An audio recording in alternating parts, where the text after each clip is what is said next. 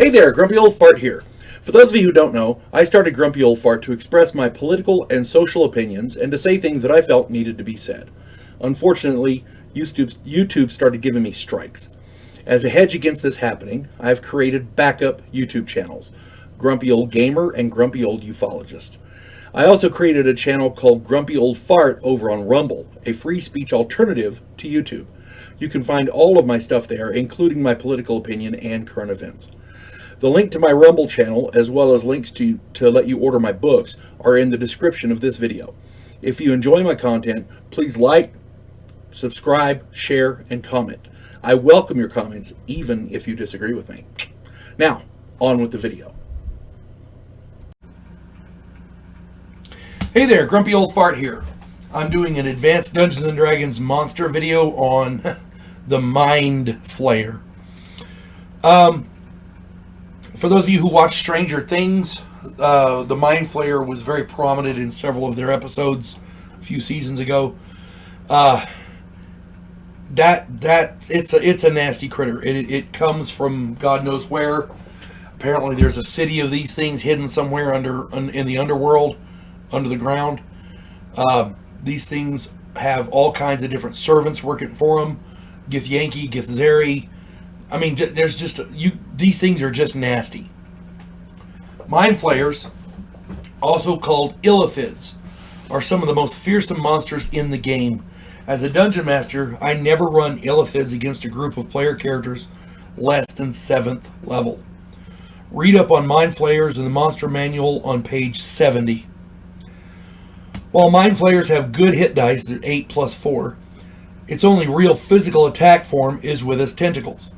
Unfortunately, it is rare that a single player character will encounter one. Usually, a group of player characters, 3 to 8, will hack a Mind Flayer to death in a few rounds if the Flayer relies only on the tentacles.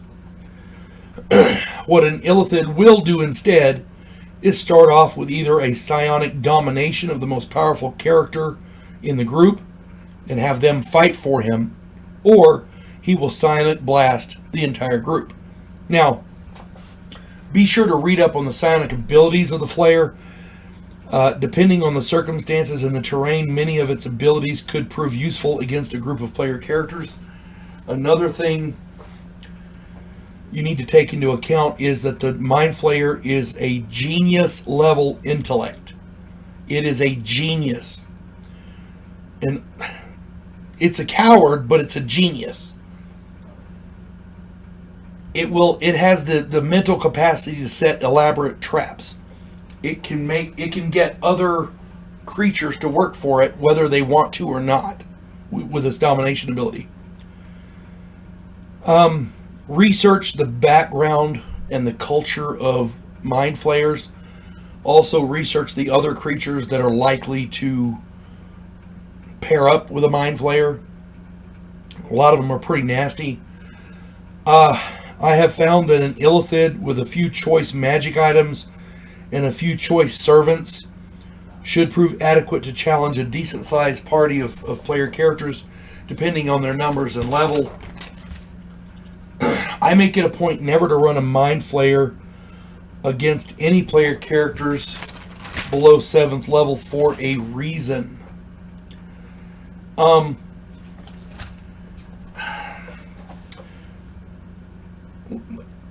When a Mind Flayer uses a psionic blast, there's about a 1 in 3 chance, roughly. I mean, take note of the saving throw versus psionic blast noted in the Dungeon Master's Guide.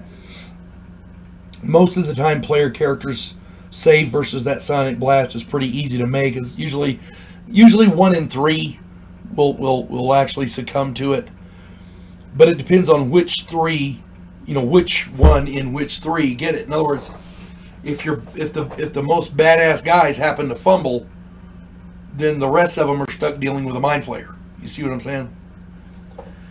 Back in the day, we had a group of 4 6th level player characters. We were running in my friend Larry's game. We opened a door and the illithid on the other side hit us with a psionic blast. We all failed. The Flayer had detected us with psionics, so he knew when we were opening the door. Two of us fled in fear and panic. Two of us were catatonic. The Flayer took mine and the other player character who was catatonic. He took our brains and then turned and waited on the other two. The two that fled ran into a pack of orcs who killed them both. We all died. It was a total party kill because of one psionic blast. And I remember distinctly that out of the four of us, two of us fumbled. So when it comes to a Mind Flayer, all it takes is a bad die roll, one initial bad die roll, and you're screwed. That's all it takes. Mind Flayers can seriously ruin any player character group's day.